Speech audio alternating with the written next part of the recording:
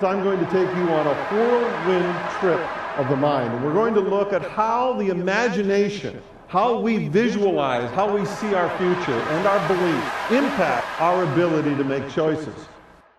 Einstein said imagination is more important than knowledge.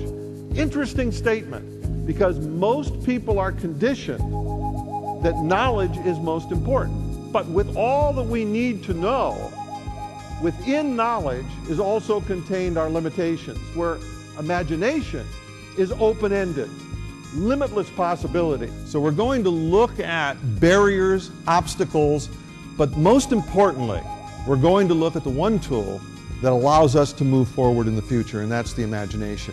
Many of the things I learned today were as relevant in the office and dealing with your teams and subordinates and bosses as it is to, I think, personal relationships. So as a leader, you have to understand the nature of change. You can't just snap your fingers and expect everybody to jump on board. So what do?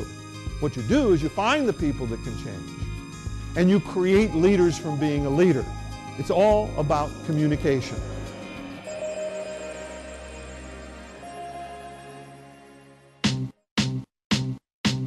Vision is the art of making the invisible visible. If you get into a negative thought, that's not bad. It's just realizing you're in it, understanding that you're making this up, and move through it. But first you have to be aware. The majority of people, when change is thrust on them as a group, could care less about each other.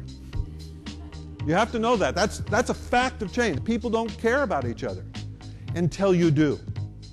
And to me, it is taking what is and has been so long in the organization and doing that shift of mind from the I to the we.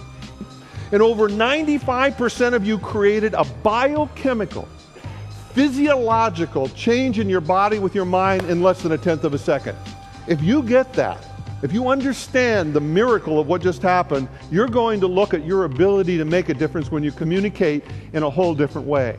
I'll be able to use it forever, really. I think, I'm going through, personal transformations now, and going forward, I'll be able to apply these principles in all my affairs. It was an interesting discussion about transformative leadership, about how to change the practices and habits that I've been using in the past to be more effective. But I really believe that these principles taught today are something I can put to use quite quickly. And that transformation, that change, actually begins with me.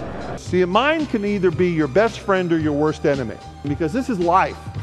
This is how we function.